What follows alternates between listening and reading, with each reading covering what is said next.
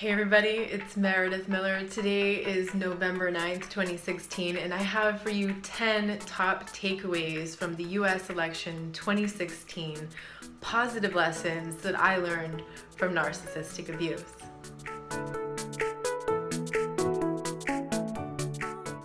Number 1, you are not alone. The hardest part about abuse is that you just feel so alone. You feel so isolated. So here's the deal. 82%, according to a 60-minute poll, 82% of Americans were more disgusted than excited about this election. Much more voting against people than actually voting for people. Most people didn't even want one of these two candidates. But then what you see in social media is that there's this incredible divide between the people. Everybody is separated now between two sides. It's like people talk about the nation that was never more divided. And what you see is that this separation is causing an isolation. It's causing us to feel alone. It's causing people to insult other people. It's causing friendships to be ruined. Is that really what you want to let happen? 82% of Americans are more disgusted than excited. You are not alone.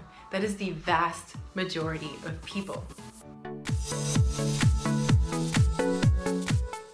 Number 2, in life, you often have to decide what you don't want before you can figure out what you do want. Even the word decide means to cut away. So what did we do? We had the choice between two candidates that nobody really wanted. So basically, we're in this situation now where we've got what we don't want, or at least more than half of the country right now has what they don't want. And what are we gonna do about that? Well, we have to figure out what is it exactly that we don't want. Because it's not just this person. It's not just this idea that this person represented. It's something much bigger.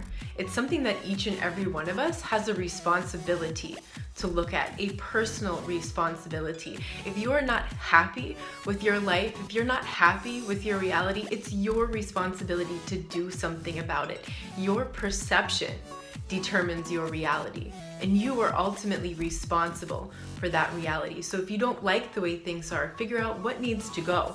What do you need to cut out of your life so that you can figure out what you actually want? What do we as a society need to start cutting out so that we can have more of what we actually want?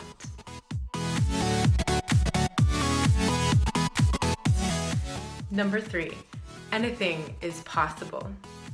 If last night didn't teach you that lesson, then you weren't looking hard enough.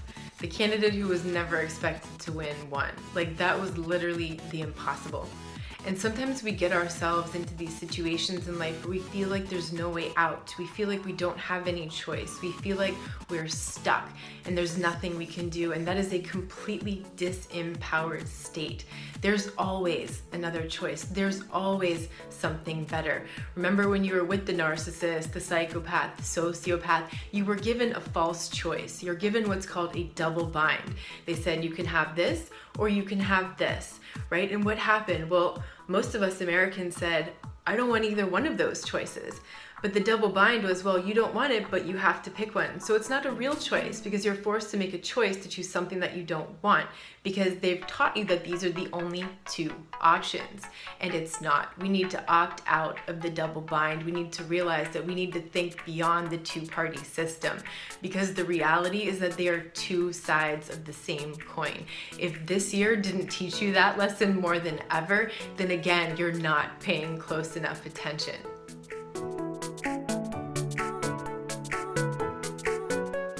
Number 4, question everything. Think for yourself. Stop subscribing to the controlled narrative and the talking points that the mainstream media is feeding you. Did you know that 6 mega corporations own 90% of all mainstream media here in the United States? 6 mega corporations. When you have that kind of consolidation of power in the media, what you have are these talking points, these controlled narratives. It becomes propaganda and the result becomes brainwashing. So stop listening to everything you hear in the media. It's like we've placed all this false authority in the media to tell us what's reality, to tell us what's real, and it's not. And what happens is when we listen to that, we are subscribing to their belief systems. We are following like cattle exactly what the media want us to think about our reality. We stop questioning for ourselves. Did you hear CNN actually say that we don't have a right to look at the WikiLeaks? They actually said that. They said that only they have the right to look at WikiLeaks. And did they? No, didn't want to look at it. Have you taken a look yet? Why not? I highly recommend taking a look. The whole purpose of WikiLeaks was to open governments, was to open the transparency so that we can see what's actually happening inside of there, behind the curtain. And what you realized was how much the media was in collusion with at least one of the candidates running for president. That brings me to number 5. The world that you live in is not the world that you thought you were living in. It's time to unsubscribe from the illusion.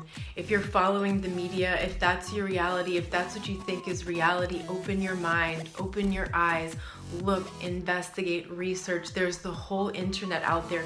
Do your own investigative research. Investigative journalism is practically dead in this country. What we have are what's called talking heads. Most of the faces in the media are just talking. They're reading a prompt there. They're reading the script. It's not even anything that they believe in necessarily. It's just what the corporation is telling them to tell the people. And if you're not careful, you're going to let that entire illusion determine your reality and the direction of your life and your everyday emotional state and how you look at the world. It's time to take your power back. Start questioning things, start looking at things differently, start doing your research and recognize that a lot of the things that we think are real, a lot of the things that we think are reality are actually not. These were actually belief systems that were sold to us by the media, but in fact are illusion. Number 6 is reveal the truth. Start seeking truth. Make that your mission. Start being that detective. You remember the phase when you were with the narcissist, the psychopath, the sociopath, and you had this feeling that something wasn't quite right, but they weren't admitting what they were doing, but you just had that gut feeling that something wasn't right, and it just kept gnawing at you until you went into the detective phase. You went looking for answers. You went looking on the computer, you went looking on a phone, you went looking in a diary to find those answers, to figure out what that person was really doing that you knew they were doing, but you didn't have proof for. Look for the answers, look for the truth. Go find the truth for yourself instead of accepting what everyone else is telling you, and be willing to accept it when it shows up. Number 7, narcissistic abuse is the thing that is wrong with our world. It is the sociopathic behavior of people in positions of power. It is the only thing that explains everything that is wrong with this world.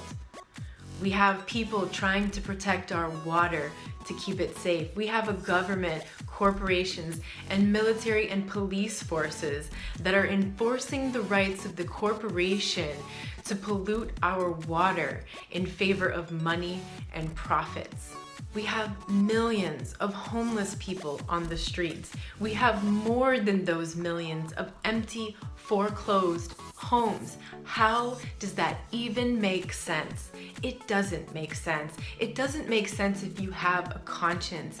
And the problem is that sociopaths have no conscience. They know the difference between right and wrong, and they choose wrong anyways because they don't feel the weight of the guilt of their conscience. So if you have a conscience, this is your time. This is your call to step up, to stand up, and to speak out about what you believe, to call out the abuse that you see happening in the world around you.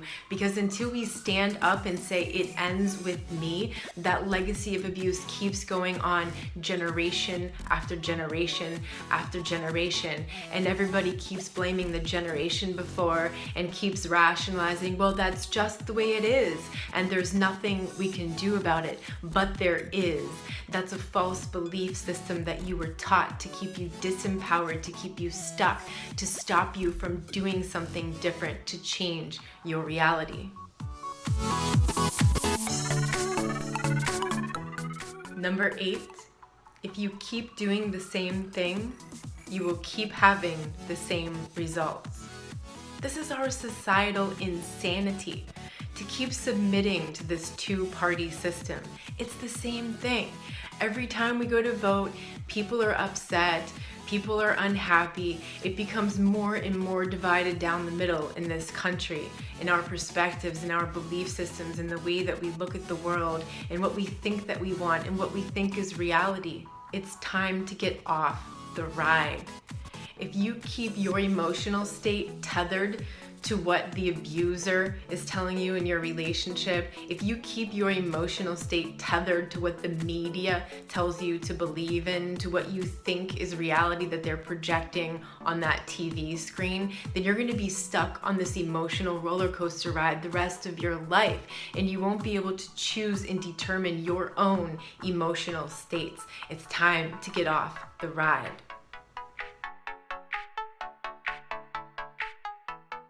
Number 9, don't take it personal. Don't make it personal either.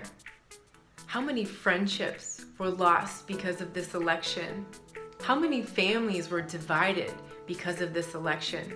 How many insults did you see on social media because of this election? I have news for you. If you think that you're against the hate culture and you're spewing hatred right now, you are part of the problem.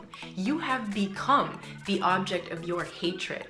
Insulting a person is not going to persuade them. Insulting a person is not how you influence another person. That's not the way to go. That's how you become like the abuser. So don't become like the abuser. Take the high road. Take the adult road. Present facts. Present facts. Look up facts. If you haven't done your research, if you don't have the facts, if you're just repeating the talking points and the controlled narrative that you've heard on the media, you're not doing your job. If you want to be part of the solution, you're going to need to take action in that direction.